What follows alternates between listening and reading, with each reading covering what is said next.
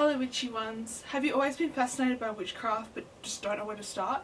Well, get yourself a cup of tea, or coffee, tea in my case, and I'll tell you 5 tips on how you can start on witchcraft and improve your craft.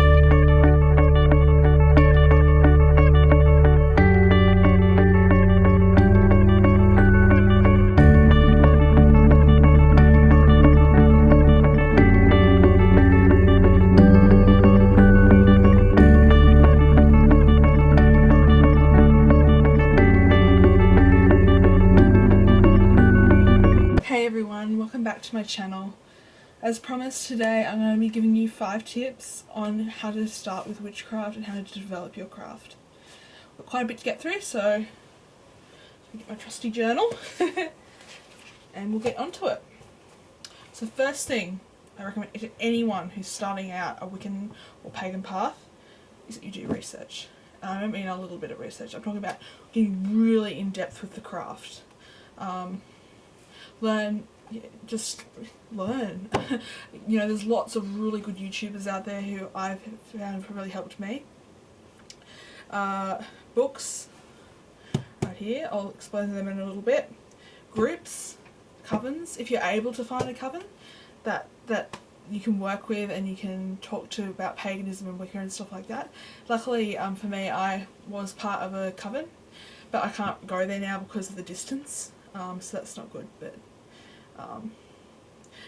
yeah, if you can find a group or a coven, then that is top thing, because you'll learn so much, and I've learnt so much with being in a coven. It's great. And the other thing, I'm not really much of a reader myself, but I find that if I go to a library, the first thing I'll do is I'll go straight to the New Age or religion section.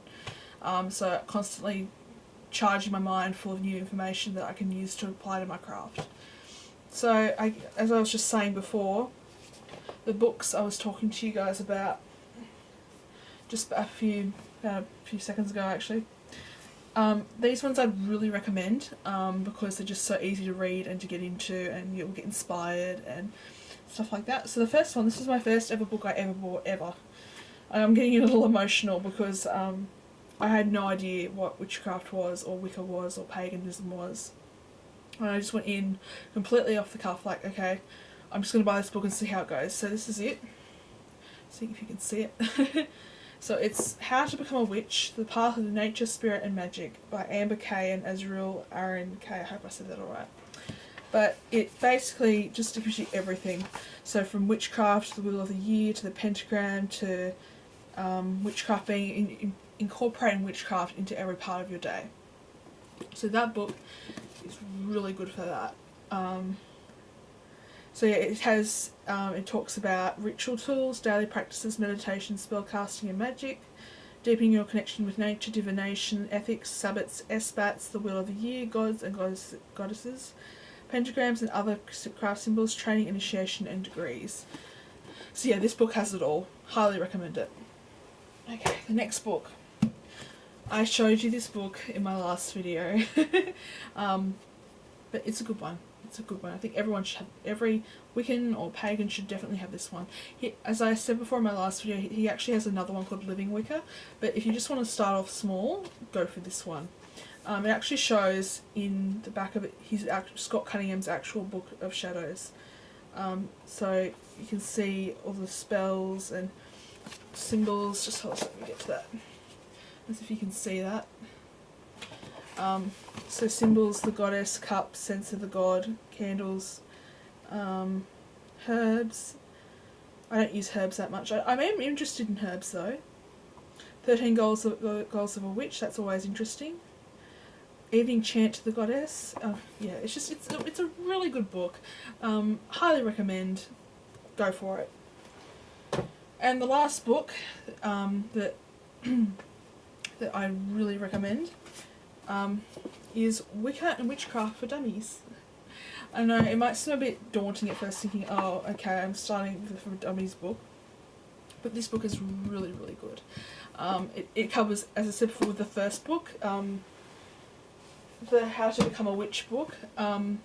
This book is like that, but it's definitely more in depth.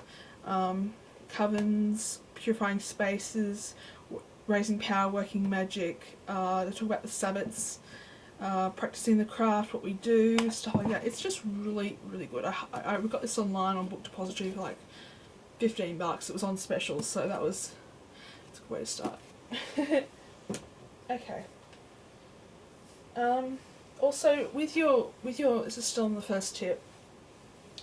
When you're researching, research different parts of witchcraft. I'm not just talking about just the traditional witchcraft, which goes back before Wicca was introduced by the old ones. I think that's what it was called. I'm not sure, so if I got that wrong, I'm sorry. But there's eclectic, which means you draw different energies and traditions into one thing, into your craft. So it's not just the one thing you're following. I was thinking about when I first started, I thought, that's really cool. I can put like anything in my craft and figure it out myself. But yeah, so I've written down here, eclectic, traditional, Dianic. Dianic is just women only. I'd love to join a coven like that. I think that would be really powerful. And green witchcraft. There's a lot more witchcraft, there's a lot more paths actually with witchcraft. I should probably put a link down below and you can see all the different types because there's so many. I didn't think there was so many. I was like, wow, that's pretty cool. Okay, so the second tip, do not rush it, and I'm being serious, do not rush it. When I first got into witchcraft, I thought, I need all the tools, I need just the athame or the chalice or the crystals or the incense. I just need it all right now, I've got to get everything. No, you don't have to do that. You can do that if you want to, but just think about your wallet at this point in time. But just take it slow, allow yourself to be transformed by the craft. So just take your time with it and just enjoy it, because it's just such a beautiful path to take, I think, anyway. So number 2, just don't rush it. I highly recommend you don't do that. As I said before, unless you want to do that, but don't rush it. Learn the language. Okay, so there's a lot of terms in witchcraft, which can be a bit daunting at first. I remember when I started, I thought, oh my gosh, what am I going to, I've got so much to learn. I'm getting a bit overwhelmed with it, So you learn such terms like the triple goddess, the mother, maiden, crone for each of the moon phases, the wheel of the year, which is different in hemispheres. I'm in the southern hemisphere, so the next Sabbath that's coming up for me is the winter solstice, also known as Yule. And I really love this time of year. I love cold weather, I love sweater weather. I've got one on right now. So just embracing the seasons, what Mother Nature has to offer, the goddess has to offer. The wheel of the year. Yeah, I actually saw this video by one of my favourite YouTubers, and she said for each Sabbath on the wheel of the year you incorporate a goddess into that. So you choose a goddess for each Sabbath, and I thought that's a really good idea. I'd love to do that. So I think in my next couple of videos I might do that, and I'll show you what goddesses or gods I've put into it. So it's just easier for me to get in touch with the goddess and the god. The 3 book and read. If it harm none, do what you will. I remember when I was doing my Book of Shadows, the first thing I found the whole thing, and it's about 500 words, and I was thinking, wow, that's intense. But the main part of the book and read is if it harm none, do what you will, which it's just so amazing, because if someone who's had no experience in witchcraft and decides to come along to witchcraft, they'll think, oh, witchcraft, Satanism, devil worshipping, stuff like that. But then when you tell them, oh well, in Wicca we have this thing called the Wiccan Read, and the most important part of it is that if it harm none, do what you will. Harm none, do what you will. So that's very encouraging, especially if you're talking to someone about witchcraft for the first time and they're thinking, oh, you worship the devil. We don't. Yeah. Correspondences as well. I don't really use them, to be honest, but you can use them if you want. So it has to correspond with something. So say if I got an amethyst crystal, right, for example, and I decided, I'm going to do a love spell that, because it has this particular property. I'm just saying this off the cuff. I don't really know what the property of amethyst is. I don't really have any amethyst crystals, to be honest. but yeah, corresponding with that and trying to make the spell work because of those correspondences from the crystal, if you get what I mean. Tip number 4. Learn simple spells first. You don't have to rush it. Like I said in the second tip, do not rush. You don't have to rush it. This is just a time where you can dive yourself in and just go very, very shallow. Go very shallow with it. And yeah, just enjoy it. Enjoy the whole thing of casting a spell and writing in your book of shadows and or mirrors, and just enjoy it. Enjoy the whole thing with it, with your altar as well. I'll do another video on altars as well, so that will go well, hopefully.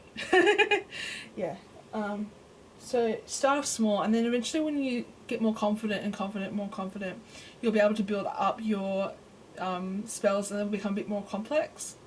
So for me, I stick to the basics. I don't go too far in depth, but just start off small and see what really works for you, sort of thing. And the 5th and final tip, we're up to the end, people. Relax, have fun with it. It may seem serious at times, but with ritual and spellcasting, but have fun with it, you know. Think, oh, I get so excited, I get to work with the full moon and all of that sort of thing. So yeah, thank you for watching my video. I hope I didn't ramble too much, but yeah, have fun, happy spellcasting and ritual, people, and I'll see you in my next video. See ya!